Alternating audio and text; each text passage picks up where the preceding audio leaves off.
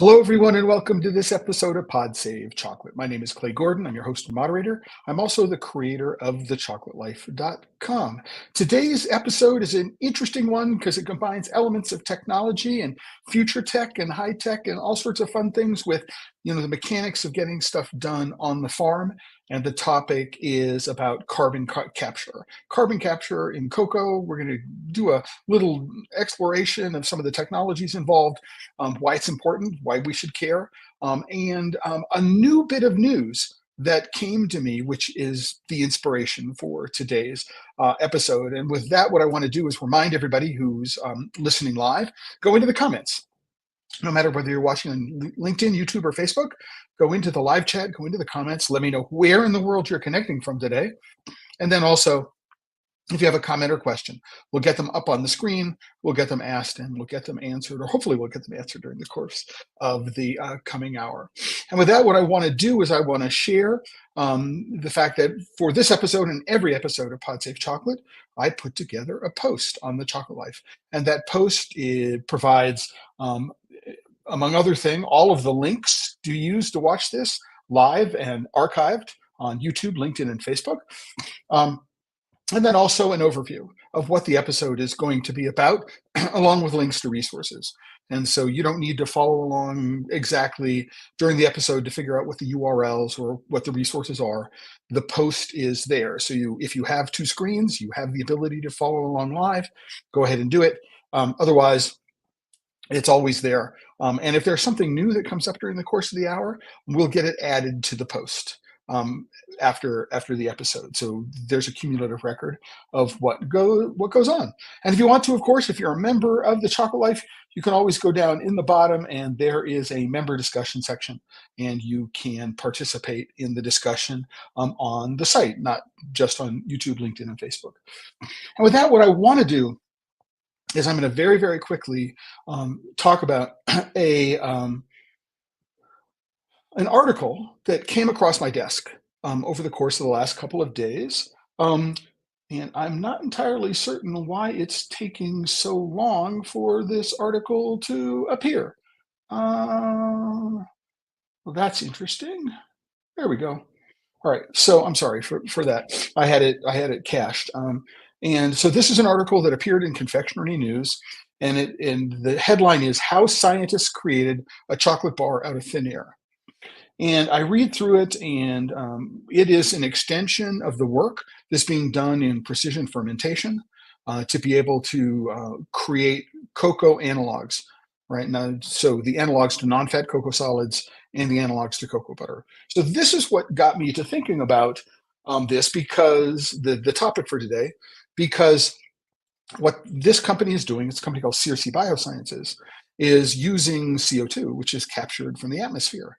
So they're capturing CO2 and they're using the CO2 as a feedstock for genetically modified organisms, microbes, which are going to be used to ferment different products. So just the context there. And I say that, stories like this, both excite me. Oh, this is some interesting technology.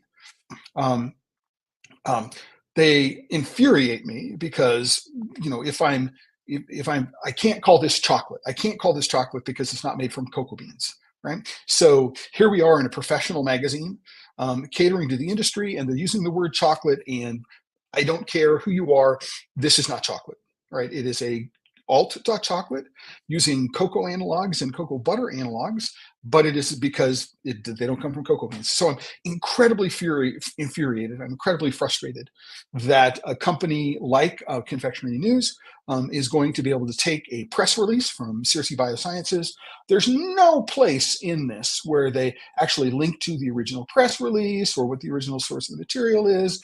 We have no way of knowing what they took directly from the press release, what they added themselves, if they did any original research around the topic. We just don't know.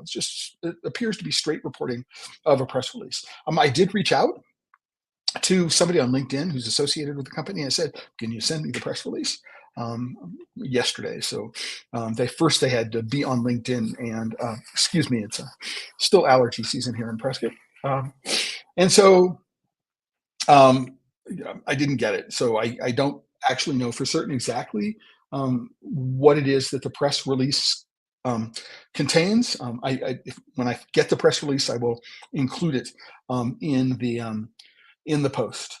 So these excite me. Technology, ooh, like technology, they infuriate me. Ooh, here's confectionery news, right? When they're talking about chocolate, and it's not chocolate. Can't call it chocolate. I don't care who you are. You can't chocolate. And I also get depressed because this is an interesting technology, but I don't understand why people are focused on cocoa when it comes to this. And I'll get to that, a little bit later. But what I want to do before then is starting to talk a little bit about some of the background here. So, excuse me, what is carbon capture all about? So carbon capture is, right, taking CO2 in the atmosphere, right, concentrating it, and then storing it. Now, there are many, many technical and technological means to do the extraction of CO2 from the atmosphere. These might include techniques called adsorption. You can use membrane separation, a kind of a reverse osmosis, but with air instead of water, and then something called chemical looping. And it's not important for this particular conversation to understand what the differences are and what the costs associated with this are, and what are the benefits of one method, of direct air capture as opposed to some other method. That's not the point here, right? The point is there exists a variety of technological mechanisms that have been created, right, which are designed to extract CO2 from, for example, flue gases, from power plants and other industrial processes where there's a lot of burning, right, where a lot of CO2 is generated, and then to extract it more generally from less concentrated sources, the atmosphere. And so we're going to do this. We're going to concentrate it. Then what we're going to want to do is we're going to want to compress it, and then we're going to want to put it someplace to store it. So I might store it in a big container, a big pressure vessel, or I could create a big pressure vessel in the earth. So I could take the CO2 and I can pump it into caverns or rock formations underground, and then hope that what's going to happen is that the CO2 is not going to leak from the rock cavern or the rock formation underground, and keep it there for tens of thousands or hundreds of thousands or millions of years. So we have this two aspects of the technological challenge that are associated with carbon capture. One of which is actually pulling the carbon from the atmosphere, and the other one is to find a way to store the CO2 once it has been extracted. Now, this is something that plants do naturally, right? So plants, through photosynthesis, will take carbon dioxide from the atmosphere. They can break that down, release the oxygen back into the atmosphere, and then take the carbon and sequester it, which is a technical term, sequester it in the matter of the plant. So if I'm a tree, I would sequester it as part of the wood and the leaves and the bark that make up the tree. And if I'm another plant, the carbon is sequestered in the plant matter itself. And again, this is something that plants do naturally. And what we've done is we've broken a balance that had existed for perhaps millions of years, when really, really beginning with the Industrial Revolution is when it started to ramp up, and we look at atmospheric greenhouse gases. But the plants are really, really, were the primary mechanism of regulating the oxygen CO2 balance and the balance of other gases in the atmosphere. Um, from our perspective, I mean, so certainly the oceans play a part in this as well, but plant matter is really, really important because when it comes to um, altering the balance, reducing plant cover, reducing the number of trees, taking down first growth and second growth forests, and then growing food crops, right, is a particular way in which humans have interrupted this balance. Right? So we see this interest in carbon capture. And what does this have to do with cocoa? Well, cocoa is often cited as a mechanism for saving the rainforest. If we think about what's called the lungs of the world, for example, the Amazon forest, that a lot of it has been deforested. Only a small amount of it is deforested with respect to cocoa. Large amounts of deforestation are other plants, soybeans, cattle, ranching are two large ones, right? But the idea of using cacao, like in Brazil, in the Mata Atlântica, which is the Atlantic rainforest, not the Amazon rainforest, the idea of using a planting mechanism called cabruca, right, which is to plant the cocoa underneath the existing um, canopy, is a way of um, preserving the existing canopy and then growing a crop which can generate income for farmers. And so we see this notion of um, different kinds of agroforestry systems, right, being used to be able to capture, right, atmospheric carbon dioxide, sequestering it into the plant matter, is a really important approach. And it's something that can be done at the farm scale. So an individual farmer can affect the local environment. And doing these will also affect biodiversity, more birds, more insects. We can think about ways to improve the health of the soil, such that, for example, um, one thing that I learned when I was in Ecuador in 2022, I'm going to scroll down here a little bit. One thing that I learned when I was in 2020 in Ecuador in 2022 is that fresh flushing leaves, so the newly sprouted, the newly unfurled leaves in a cacao tree and other trees are much more efficient at capturing CO2 out of the atmosphere and pulling it into the plant and transferring it into the ground. Um, so that the pruning patterns that farmers get involved in, the more flushing leaves there are, so perhaps pruning 4 times a year as opposed to 2 times a year, will make the trees a much more effective sinks for carbon dioxide. Also, the plant matter as it decomposes into the soil will release some carbon dioxide back into the atmosphere. But what it will do is it will increase the organic matter component of the soil. The soil will be healthier. The microbiome, right, the mycorrhizal balance in the soil will mean that the trees are much more effective in terms of pulling nutrients up into the trees. And so there's a delicate balance which can be maintained on the farm to be able to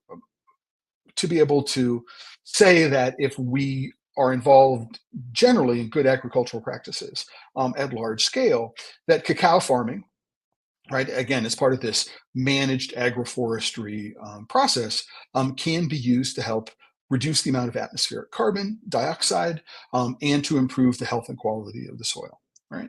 So it turns out that when it comes to plant matter, uh, um, the carbon which is sequestered in the plant matter stays there in the plant matter, right, until it decomposes. So as long as the tree is alive, right, you know, that the carbon will stay in the tree, right, or until the tree is burned, right. So the carbon will stay in the tree. It is when the tree dies and starts to decompose. It is in the case of a fire or other case in which the tree is burned, that the carbon dioxide will return to the atmosphere. Now, what we can do, and this is something that has been known for a long time, I mean, hundreds of years, if not thousands of years, is around the creation of charcoal. So I can burn wood and other feedstock under low oxygen conditions. I can drive off the water. I can drive off any inorganic matter that might be there and be left with a structure of carbon. Right? We can call this charcoal, right? But if we do it very, very deliberately, right, we can. The modern term is biochar, right? And biochar can be produced in a way that also the gases which come off the biochar as it is produced can be captured and those gases can be filtered and then can be burned to generate electricity. So I can have what's called a gasifier, which generates biochar and also generates electricity. So while we are capturing, we're taking the carbon which is stored in the tree, we are reducing it, um, and then we're creating what's called producer gas. Producer gas is largely a combination of carbon monoxide and methane or methane, and we can purify that, and we can use it as well. And so you know, we can get two very, very useful products out of it. So the charcoal, which is created under this, which is called biochar, right? It's really, really important to understand that it can be used as a soil amendment. So using it as a soil amendment, um, again, number one, in clayey soils, it can lighten it up, so it can help improve drainage. It can be used to improve the health of the soil, so it will improve the microbiome, the microbial and mycorrhizal balance of the soil, making the trees more efficient in the uptake of nutrients. Importantly, when it comes to cocoa, certain forms of biochar, this is also an important point, certain forms of biochar can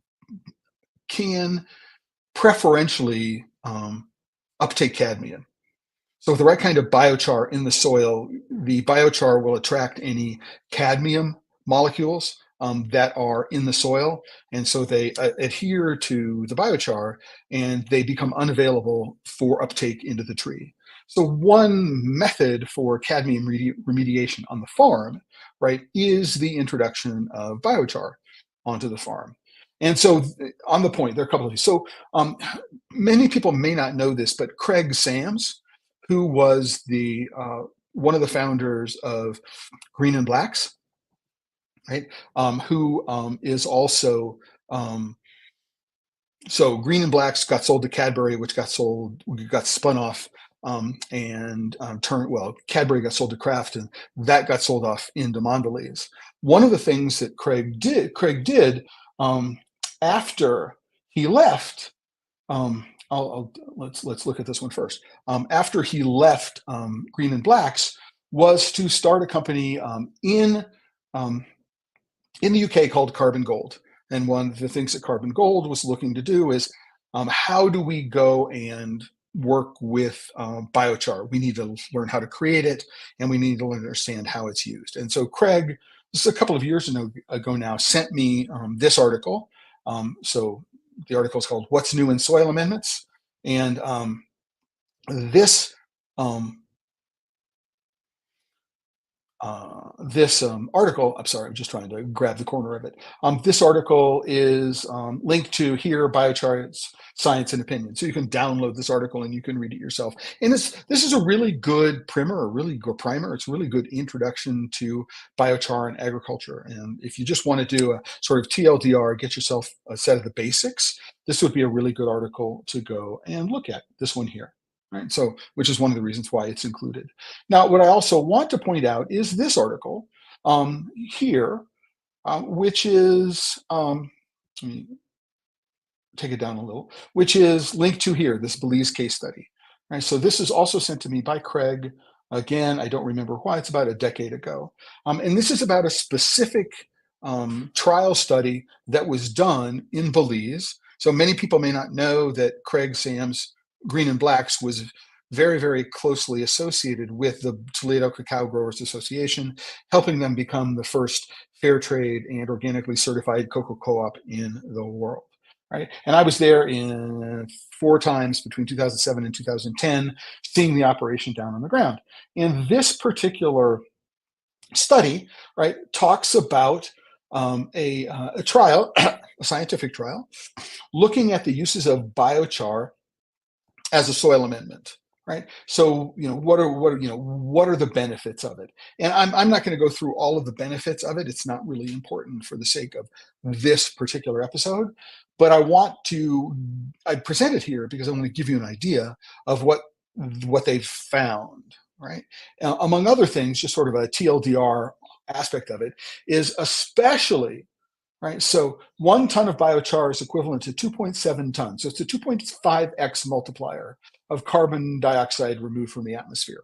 And so here, World Bank has identified biochar as the most effective system of greenhouse gas abatement in soil when compared to all other land management practices. So what this suggests is if I am working in an agroforestry system, using biochar as a soil amendment in that system makes the entire thing much more effective than just doing the agroforestry practices on their own. So this is really, really important to understand. There may be tradable carbon credits, associated through this thing called the American Carbon Registry. Oh, there is one. In 2014, the American Carbon Registry will publish a biochar methodology. So there are lots of ways of paying for this.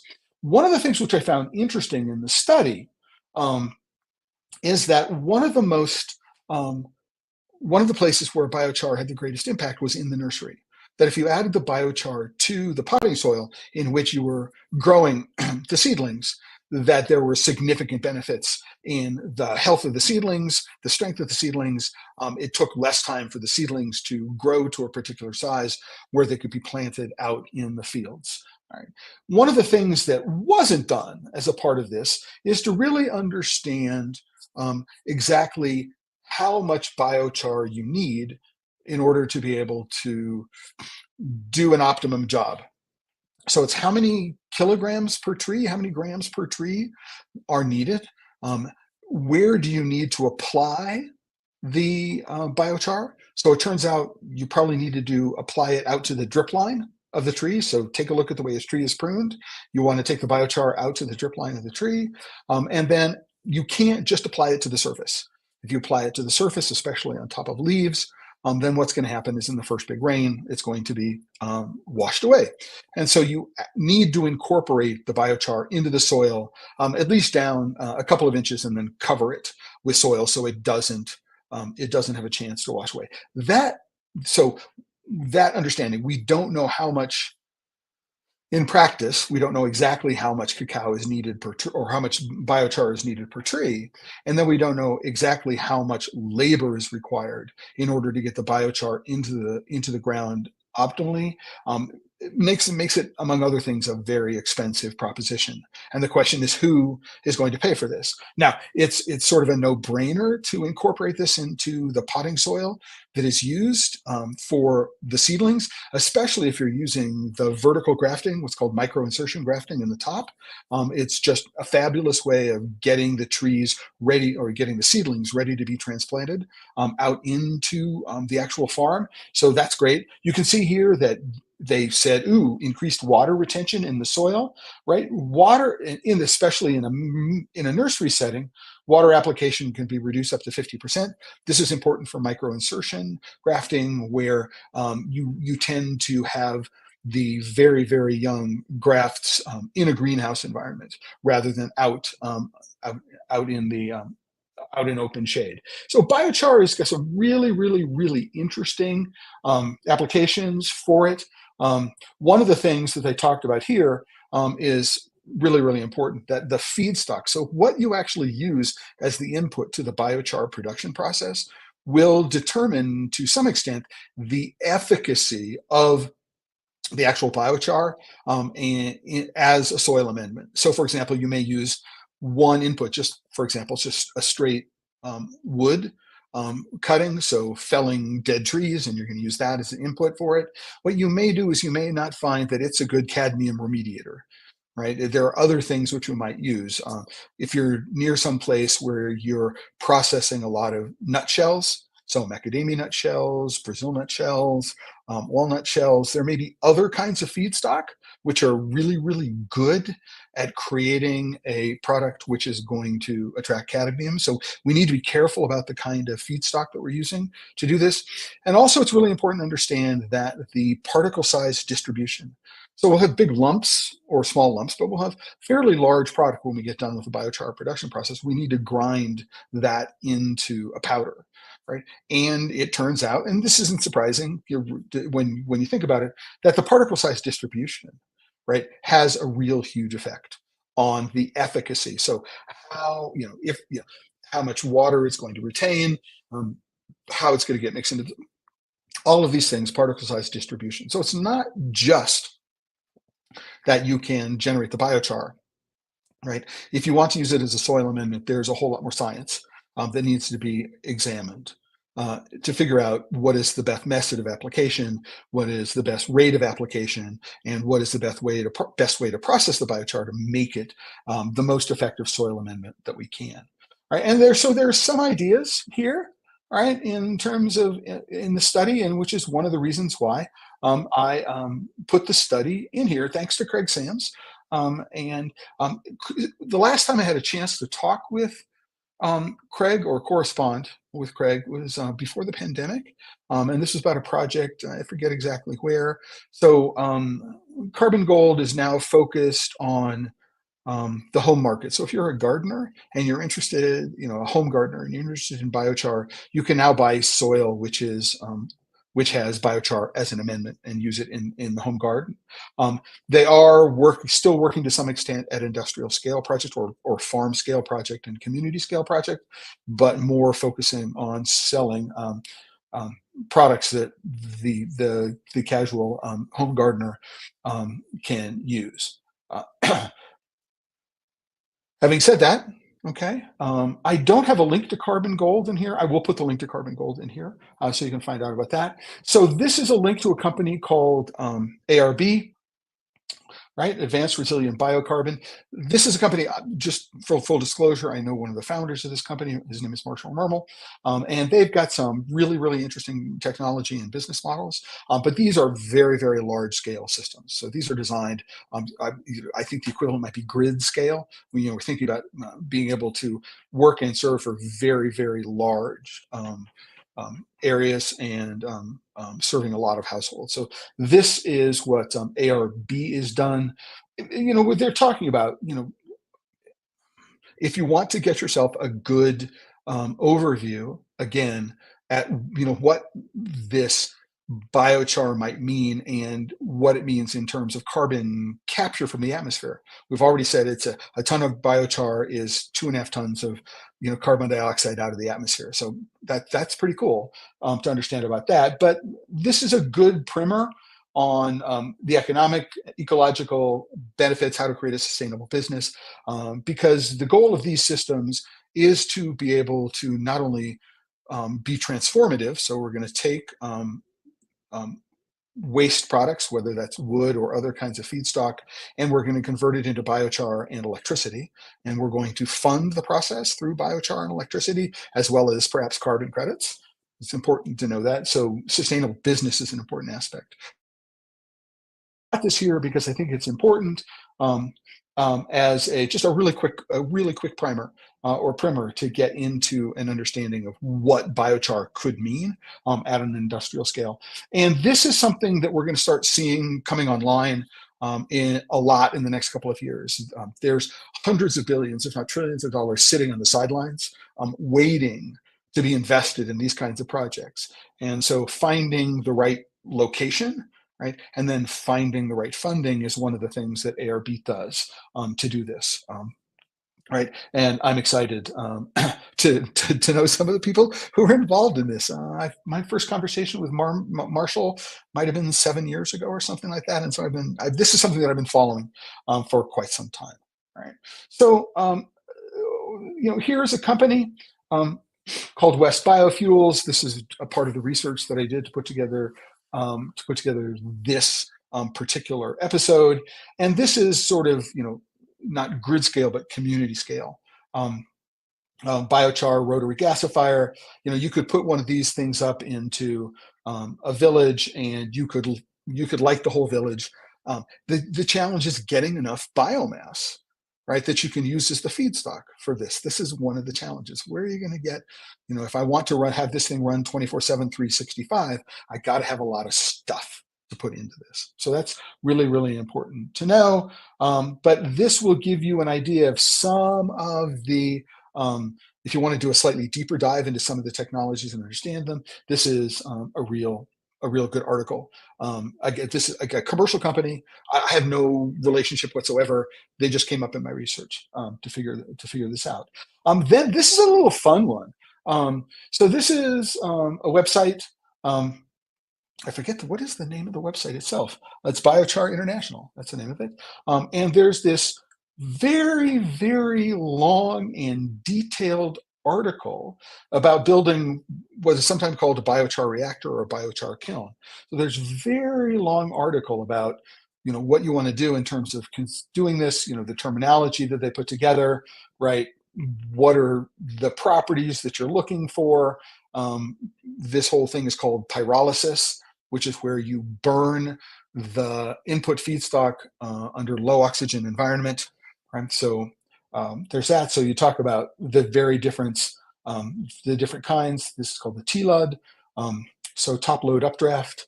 There are some small gasifier stoves, so you can experiment with this process in your backyard as a camp stove by getting a gasifier camp stove. So they're much more efficient. There's even a company whose name escapes me at the moment where they've got one of these little small gasifiers, and they put a thermoelectric generator on the side of it. So you can, in emergency or camping, you can cook your food and generate power at the same time. So it's very, very cool kind of process. So they go through the different kinds. Again, here is the reaction vessel. So if you're doing a small, small stove, I mean, it's a really, really detailed deep dive. So if you are interested, for example, you're a cacao farmer or a cooperative, and you're interested in saying, "Ooh, what could we do in order to experiment relatively inexpensively with biochar in the manufacture of biochar, the capturing of the producer gas, how I might be able to burn that producer gas in a genset, a generator." This is a good place to go start with the biochar part of it. Really, really, really, really good. They tell here, rather than a TLUD, here's another one which is called a Contiki. Various different kinds of technologies. You can figure out how can I generate biochar for my farm, right? For my farm and the farms surrounding me, and not just cocoa farms, but there might be other kinds of farms. So biochar is a really, really, really interesting technology, which can scale from very, very small production, right? Individual farms, right? Where I'm only making enough biochar for me, and whatever additional gas I'm getting is good. I could may have a commercial process where I'm capturing the gas and I'm using it to burn electricity or light lamps, right, on my farm, and then I'm selling the biochar. I mean, that's an interesting opportunity as well. All the way up to grid scale, capable of generating, tens, if not hundreds of megawatts of power and lots of this biochar. And biochar, by the way, it can't be used as a soil amendment, but it can be used as a soil amendment everywhere in agriculture, not just in cocoa farms. And it could be, any nursery anywhere in the world can use this to improve the health of the plants that are grown with it. But it's important to understand that the way biochar works is it takes some sort of plant matter, and then it burns that plant matter under controlled conditions to be able to drive off all of the non-carbon elements of that plant matter, right? And then optionally capture the off gas and do something with what's off gassed. So that's the important part of biochar, that the carbon has already been extracted from the environment to some extent. And what we're doing is that we're processing it in a way that we can make sure that that carbon does not get returned to the atmosphere. Right? So that's a really, really important understanding. And that's different from going, how do I extract CO2 from the atmosphere? And then when I get done, when I have that CO2 from the atmosphere, what do I do with the atmospheric CO2? Right? Really important question. So atmospheric CO2 can be used as an input for a bunch of commercial processes. Right? So not just not just being pumped into the ground. So that is important to understand as well. But it is a challenge. Once I've extracted CO2 from the atmosphere, what do I do with the CO2 I've extracted from the atmosphere? So this is where we get to the announcement from Circe Biosciences.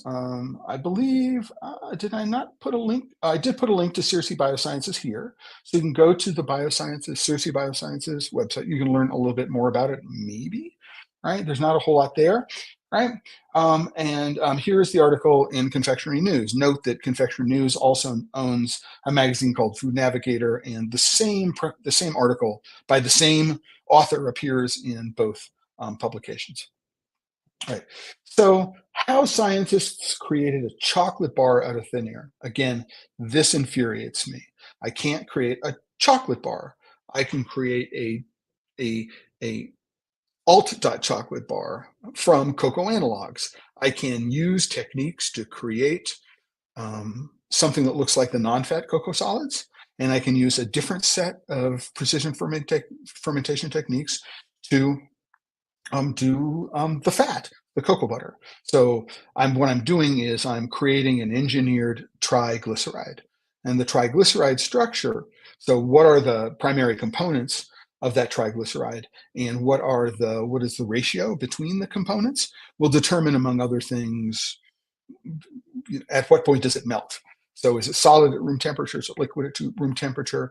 And other characteristics. Right? So I can do that. So it sounds like science fiction, but one biotech startup has begun to transform industrial emissions into confectionery ingredients such as cocoa butter. Right? Again, I am infuriated, and I don't know, Natasha, how much technical, the author of this. Natasha, I don't know how much technology background you have and how much industry background you have, but you cannot create cocoa butter. You cannot create cocoa butter. You cannot create anything which is called cocoa butter from anything other than cocoa. So you can create a cocoa butter analog. You can create something that has the same melting properties as cocoa butter. There's a product called EPG, right? And I've written an article, and if I can, what I'll do is I'll extract some of the text about how EPG is made, and put it into the post, right? But it is not cocoa butter, but it has some of the melting properties of cocoa butter, right? While not being able to be metabolized by the body, right? But number one, you cannot create cocoa butter from thin air. So Circe Biosciences has created molecules using microbes, including a type of fat that mimics cocoa butter, right? So the idea is that they're using these genetically modified microbes to be able to generate a triglyceride structure, this type of fat, that mimics cocoa butter. So here we have, such as cocoa butter, it mimics cocoa butter, it's a fat, right? And so they have what it calls the world's first gas fermentation-based chocolate. And again, it's not chocolate, right? It's not made from cacao beans, cacao nibs. It's not chocolate. You can't call it chocolate. You can't call it chocolate until the FDA gives you permission to call it chocolate.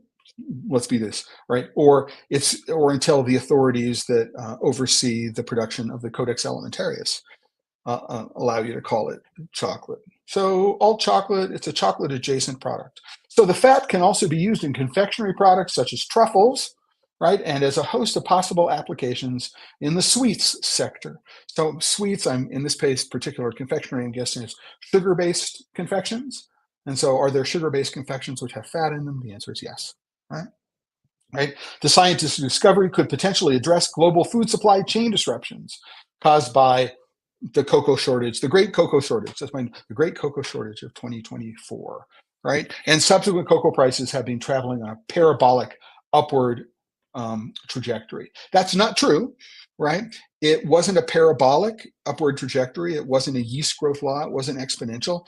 It hit $12,000 a ton. It peaked right at $12,000 a ton, and it's much lower than that right now. It's way below 12,000 a ton right now. And so this whole hyperbolic or parabolic, using hyperbole to talk about the product, again, we're past the immediate crisis point in terms of pricing. but it is something that still needs to be addressed. We need to think, okay, what have been the fundamental changes in the market? And it turns out that the underlying causes haven't been addressed. And so while we are hopeful that the mid-harvest, which is starting right now, is going to return to something which is like normal and have put less pressure on cocoa supply, we don't know that to be the case. So the price could start to skyrocket again. There's just no way of knowing, right? So what they're doing is they're using synthetic biology to insert DNA from plants and animals into microbes, right? So again, they're using genetic modification techniques to be able to alter the microbiome of, right, cells, microbes that are going to be able to do the kind of production they're looking for, which is to convert CO2, right, and other greenhouse gases into the kind of triglyceride structure that they're looking for, right?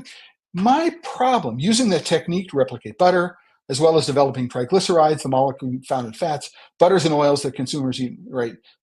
All of this, right, they can create molecules found in sugars, fats, biodegradable plastics, biofuels, using only CO2, water, and electricity. And when they talk about this, sugars and fats, I'm going to assume that if they wanted to, they could replicate to some extent non-fat cocoa solids, right? So which I'm sort of confused. You still have the flavor component to think about, right? But here's the important thing. We can make a variety of different butters and oils, from macadamia oil to a specific palm oil fractions and even animal fats.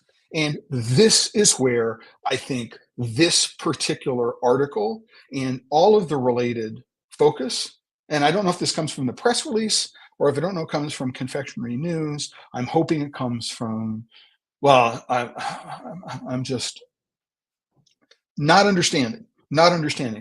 And here's why. Here's why this article is completely dangerous. So I took a look, right? And I asked myself a question. What is the global production of soybean oil, right, every year? And global production of soybean oil this year, 2023, 2024 marketing year, is projected at around 62.25 million metric tons of soybean oil, right? And then if we look at another oil, which is palm oil, global production is around 80 million metric tons. So if 80 million metric tons of oil, and we have another 62, that's 150 million, more or less, 140 million metric tons of oil. And that's the oil, right? Why is this article focused on cocoa? Ask yourself, why is the article focused on cocoa, right? We're going to use this thing to fix chocolate, right? As if this is the only problem associated with chocolate. One of the reasons why I want to focus on this, right, is to understand that when we look at the EUDR, the European Deforestation Regulations, what they do is they cover 6 different crops. They cover cattle, timber, coffee, cacao, soybeans, and palm oil. And they point out that between soybeans and palm oil, those 2 crops contribute more than 65% to deforestation since 2020, right? And if you look at cocoa, it has contributed 7% to the deforestation since 2020. So 7%, still a worthwhile amount, still something to be concerned about. But if you look at, how much cocoa butter, what is global cocoa butter production? We look at, hard to know, but global cocoa butter production, let's see, we've got, we don't have the Netherlands as a processor and how much they exported the actual cocoa butter in terms of weight. We have some dollar value figures, but it looks like the Ivory Coast, 80,000 tons, Ghana, that's 140,000 tons, Indonesia, 32, that's 175,000 tons. We have the rest of the market, maybe 1 million tons, of cocoa butter, right? 1 million tons of cocoa butter is this much, right? Right. So the focus here on using the triglyceride for cocoa butter as an alt cocoa butter, right, might be helpful right? For companies that are already looking at creating alt.chocolate. So if I'm Win-Win Labs, I'm Planet A, I'm Voyage Foods, I'm all these other companies, right, that are using palm kernel fractions, palm oil fractions, or other kinds of fats, right, to add to whatever their proprietary flavor formula is to create a chocolate alternative, that makes sense, right? But what I want to point out when it comes to this is I think this is an amazing idea. I think that the idea of using this kind of technology, so using advanced bioscience, these tailored microbes to be able to take CO2, right, as a feedstock, water, and electricity, and be able to do a tailored fat, right, is, I think, an amazing thing. We now have something to do with the CO2. In the short term, I'm not doing any sequestration here. I'm not taking carbon dioxide out of the atmosphere and permanently removing it from the CO2 cycle, right? There is that aspect of it, right? I haven't found a permanent home for it, right? But what I am doing is I am, right, working to create usable fats. And, so for something like canola oil, so rapeseed oil, let's see, we're looking at 5 million around 20 million metric tons produced in the EU alone, right? So, what could I do? Could I take 100,000? There's a big farm in Brazil, which is like 10,000 or 10,000 hectares just of like open sun soybean planting, right? If what I could do is I could say, let's take the component of that, which is going to be processed primarily into fat. And what I can do is I can return that to an agroforestry environment, right? Then use the rest of it for the beans as beans, for edamame, for tofu, for all of those kinds of things, right? That I can use it to reduce the amount of land which is required to be able to produce what is used as directly as food, as input to the food that we eat. And that I can use this reactor process, so in a factory, to be able to produce the fats that are used. I was surprised. There's not much cottonseed oil. There's not a whole lot of corn oil. I mean, in the United States, we think about corn and what it is it's done. There's not a lot of corn oil, and obviously, there's much less cocoa butter than all of these other things. Right. So, what I want to suggest to everyone who's watching this, right, is whenever you read an article like this one, right, that what you do, number one, is are there any primary sources? And the answer is no, there are no primary sources listed here. There is a link to Circe Biosciences, and the only other link that I can think of here, this 2023, there is no link to Circe Bioscience. This link is to another article on Confectionery News. So number one, look for all of the primary sources that you can possibly find. I'm going to go see if I can find some other articles, maybe on Ground News, maybe on Google, to find out if there are other articles about this project, right? That can be found to sort of flesh out the press coverage on this. But what I want you to do is be very, very careful consumers of the kind of information that is presented and understand what some of the impact is. So upstream and downstream of what the article is talking about, right? So on the surface, it sounds, oh, this is really cool. I can use tailored microbes and CO2, which is captured from the atmosphere, and generate a cocoa butter replacement or a cocoa butter equivalent, CBE, CBR. I can do that. We have the technology. It can be done. And apparently it can be done at commercial scale, and it can be done at commercial scale in a cost competitive way. That's really, really cool. But ask yourself, why are we focused on cocoa? Right? Why cocoa? And I think that part of it is that most of us have an emotional connection to chocolate that we don't have with other kinds of foods we eat. We're more invested with chocolate, most of us, than we are with tofu, for example. and tofu is food, and it's something we consume. Many people consume on a regular basis, a source of protein, but it's not necessarily something we consume for enjoyment. Whereas chocolate is something that we consume for enjoyment. So we need to be very, very careful about understanding this, right? And in this particular case, why cocoa? We need to ask ourselves, what is the percentage of all global fat production that comes from agricultural sources, right? And is this technology better applied to other plants than it is to cocoa? There is a you know if I looked at chocolate compound, I could say, well, I'm going to use this technology to produce a palm kernel fraction or a range of palm kernel fractions, which is going to replace actual palm oil in right and compound. That would make an enormous amount of sense, right? And I can reduce the amount of land that's planted in palm, right, for palm oil, and return it to something that will increase biodiversity, habitat for birds, habitat for insects, habitat for animals. I mean, that makes an enormous amount of sense, right?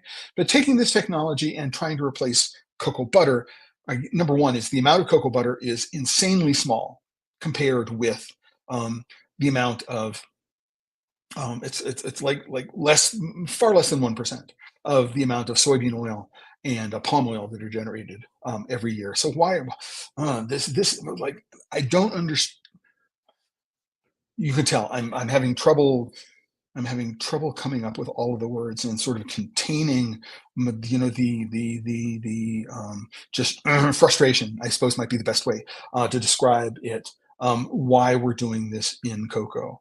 So in the world of confectionery, what I would say is this technology might make sense to me, right, as in two places when it comes to chocolate confectionery. So number one, as a replacement for palm oil fractions in compound, and number two, right, as a replacement for palm and other fractions when it comes to alt chocolate. So people that are looking at, for example, using carob and precision fermentation for the flavor and bulk component, and they need a fat, right? Where are they going to get that fat, right? Or if I'm using cultured cells, California cultured comes to mind. If I'm culturing cacao and I need a fat, where am I going to get that? This makes an enormous amount of sense, right? In terms of doing it, right? But not necessarily as a replacement for cocoa butter, right? Now, another place where this might work, I mean, again, another place where this might work is the percentage of cocoa butter that goes into the pharmaceutical industry. So do I need to use real cocoa butter in suppositories? Or if I have something that looks and acts, I don't know if it looks, but it acts, it melts in exactly the same way that cocoa butter does, then what I can do is I can reduce pressure on the cocoa butter supply, and the pharmaceutical industry is going to get a product which is probably less expensive, right? So this is where I think we need to be thinking smart about present tech and future tech, right? And the applications of the technology. Again, I am really excited to know about this technology because precision fermentation, when it comes to the industrial scale production of triglycerides, right, has been something that the alt chocolate world has been talking about, but I haven't seen a whole lot of people actually doing, right? Commercially. So in that respect, gotta, props to Cersei for doing that, right? But I think that what we need to do is we need to be very, very careful about how we talk about the technology and how we pitch the technology and to whom we pitch the technology. Again, pharmaceuticals, so we're not that makes an enormous amount of sense. Why should I be taking something that could be eaten and applying it to my skin? Or why should I be taking something that could be eaten and using it as a delivery vehicle for medication, right? Those are great, great things to think. But as a replacement for cocoa butter, I'm not sure that we want to do that. So for example, if I took out all the demand for pharmaceuticals out of the cocoa butter supply, um, the demand chain, would there be enough supply for everybody else? And the chances are, yeah, probably. That would go a long way towards loosening or reducing the the supply constraints, right, and changing the demand curve in what's going on. So I would think about that. not thinking about how we can use this technology to create a cocoa butter equivalent or a cocoa butter replacement to be used in chocolate. That's where I think we need to be focusing our energy in terms of where we are looking at these kinds of technologies, how the industry press talks about them. I think that the way Confectionery News talks about this is number one. I think they're just um, I think they're just rewriting a press release. They're not doing much of their own original research. They certainly haven't done any of their own original thinking about what are some of the larger implications of this.